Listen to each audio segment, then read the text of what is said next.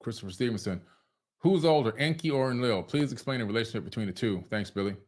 Oh yeah, you know what? Unapologetic. You already know. We already know. We ain't playing them games. So the who's older, Enki or Enlil? I'm sorry, Enki was older than Enlil, not by much though.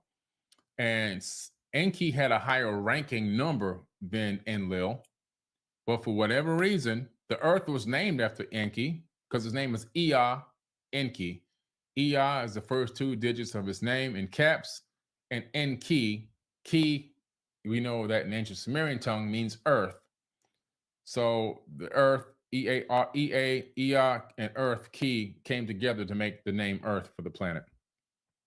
But for some reason, he didn't get kingship over Earth. He took over the head of genetics. I guess maybe he was a better geneticist than wanting to be a leader.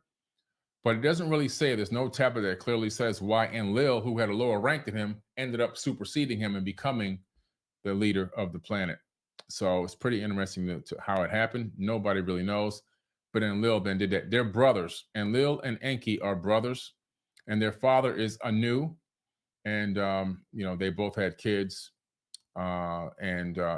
Enki's kids, one of them was Nigajita, who's also known as Thoth. Thoth, the Atlantean priest king, okay, on the front cover of my book, who wrote the Emerald Tablets. His other son was Marduk, who ended up turning out to be an evil guy, really, really evil, brash guy, also known as Amun-Ra to the pre-dynastic Egyptians, who tried to usher in monotheism and create a one-world religion, which he actually ended up doing. Beta God. Is the Olmec part of the Anunnaki, and also are they the first blacks in America?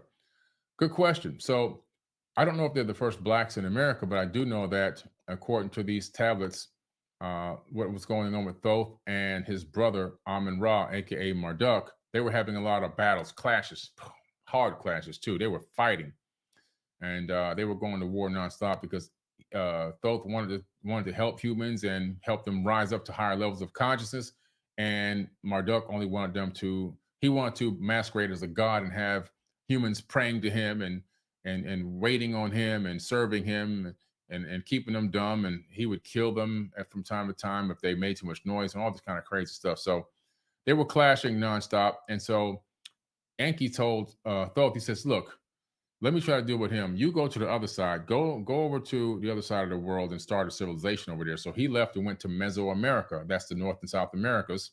But he took Olmecs with him, according to these tablets. He took the Olmecs with him, and he went to Mesoamerica and started to build the Teotihuacan civilization, which spanned from the North Americas, the southern part of the North Americas, down in through what we call now Mexico, all the way down in through the Yucatan Peninsula, even down into South America.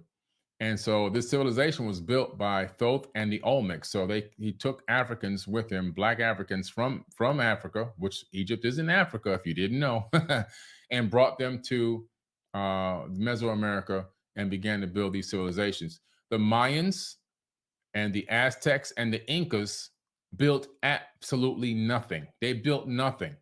They were barbaric people, just a slight level above caveman. They stumbled across the area or the regions that had been abandoned by Thoth and the Olmecs for maybe 100 years or so. And they actually moved in and made it their home. That's why you see that these cultures would do things like sacrifice people and rip their heart out and eat the heart. And you say, how can you be so technologically advanced? You can create these advanced structures, but then you're ripping people's hearts out of their chest. The reason why is because they didn't create them. And what I'm telling you is not something off my dome. This is actually taught by the people who are ancestors of the Mayans in Mexico. So if you go there and you get a good homegrown tour guide, they will tell you exactly what I'm telling you, is that the Incas, the Mayans, and the Aztecs inherited what was already there. As a matter of fact, when the Mayans stumbled across the region and the area, they didn't even know what to call the people. They're the ones who gave them the name Teotihuacans. They gave that name to them. The Aztecs, I think it was almost 150 years later, they had a situation in the area they were living in where a volcano erupted, destroyed the valley where they were living. They went hiking and looking for a brand new place to live. They stumbled across what? Teotihuacan and the Chichen Itza and all of those different areas, Tulum, and they moved in.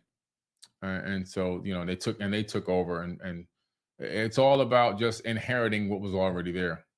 So much like the dynastic era Egyptians, they inherited what was already there. A lot of that stuff wasn't built yet. Now they did build some stuff when they came into power, but pre-dynastic, when it was Kemet, a lot of the stuff was already there, and that's why you see over time, you see the structures go from super megalithic to smaller, smaller, and smaller, even less quality of building. Even some now are dilapidated and falling apart and have to be fixed because they can't stand the test of time. But the further you go back in time, the more incredible the construction technique. The closer you come towards modern time, the worse the construction technique. And it's very visible and very easy to see that as time went on, knowledge was lost. Okay. By Compendium of the Emerald Tablets by Billy Carson.